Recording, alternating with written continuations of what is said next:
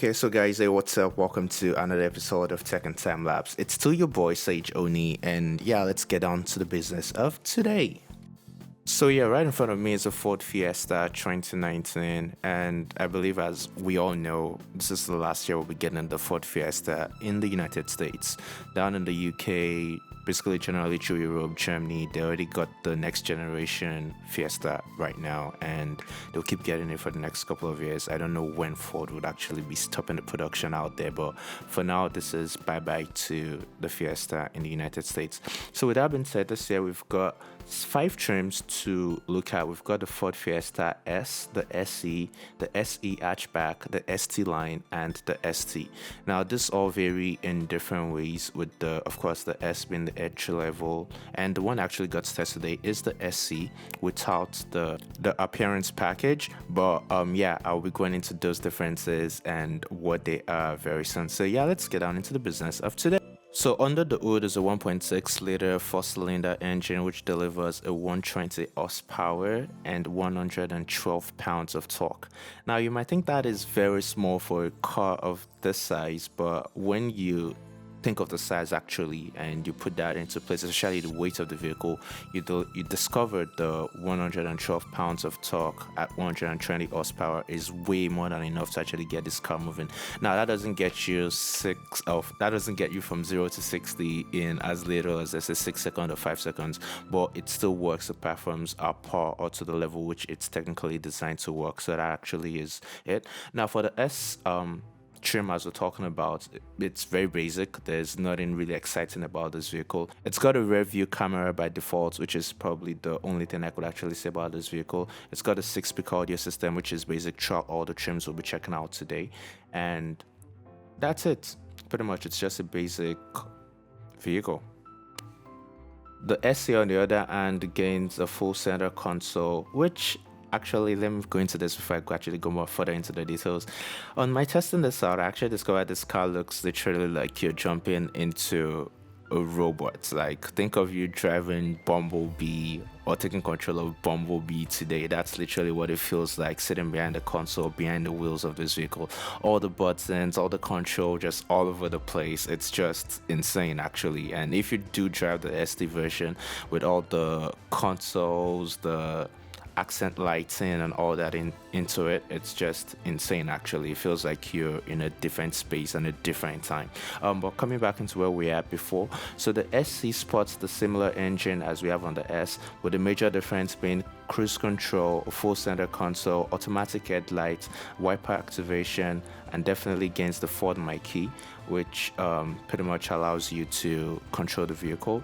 Now, the best part of this is, as for the SE, so you could upgrade from the 5-speed manual transmission to go for the automatic variation, which I actually do prefer. That is the version I actually did drive on this one, and practically I would only like manual transmission if I'm driving a sports car. If it's not a sports car, no to manual transmission. And with that being said, you could also upgrade into the appearance package, which gets you the 6.5-inch touchscreen display, which pretty much upgrades the vehicle. You get Android Auto, Apple CarPlay, and just a better infotainment system in general, thanks to that upgrade. And we've got the Fiesta SC hatchback. Oh, my bad. I actually tested the hatchback and not the SC. My bad. So let me just quickly drop that into it. And of course, the hatchback is very similar, with the major difference you're getting on this with a bigger cargo space. You've got a whooping 14.9-inch cubic feet of cargo space and a little bit more space in the rear seats. Now, with that being said, let me talk about the space right now.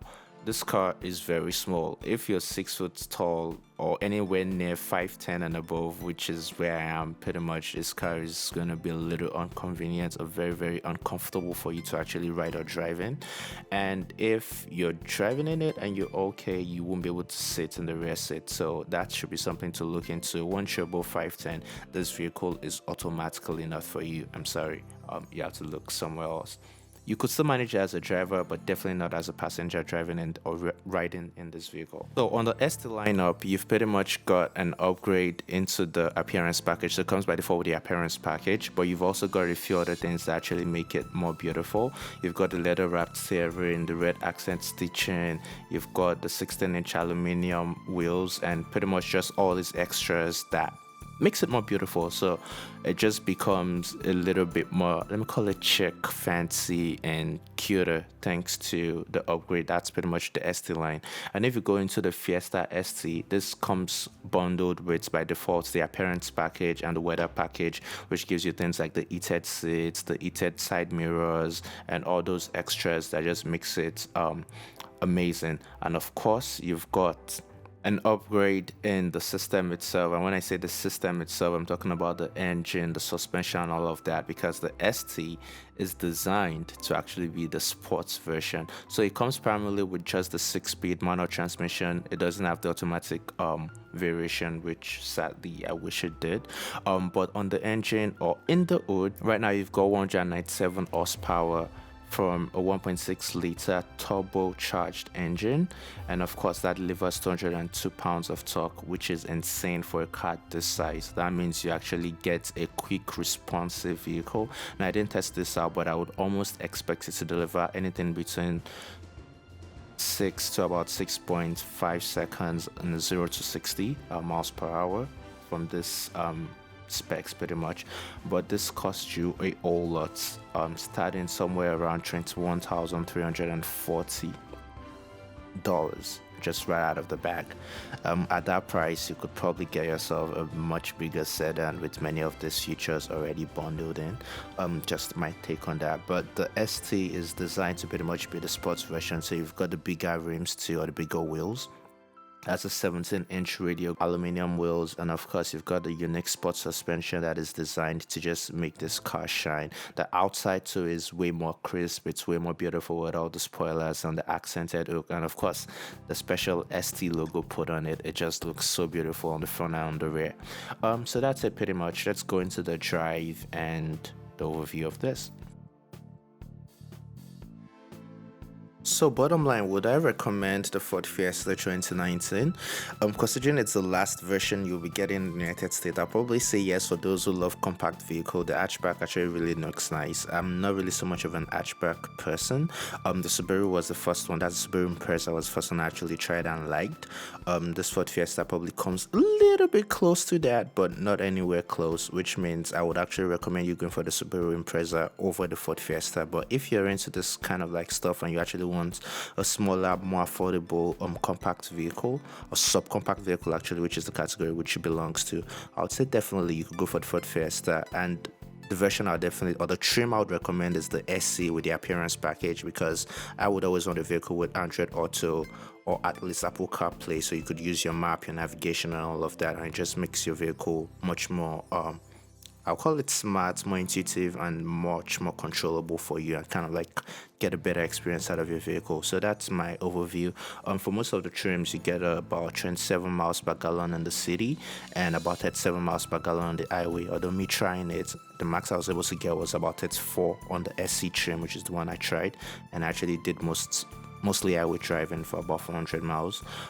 So that's it for me today. Thanks guys for watching. Please, if you like what you just saw, please like the video, subscribe, and yeah, join the family. I'll be dropping car videos every 2 weeks, and in between that there's always going to be a travel or tech video jumping up here and there. So thanks for joining Sage today, and see you guys on the next video. Ciao.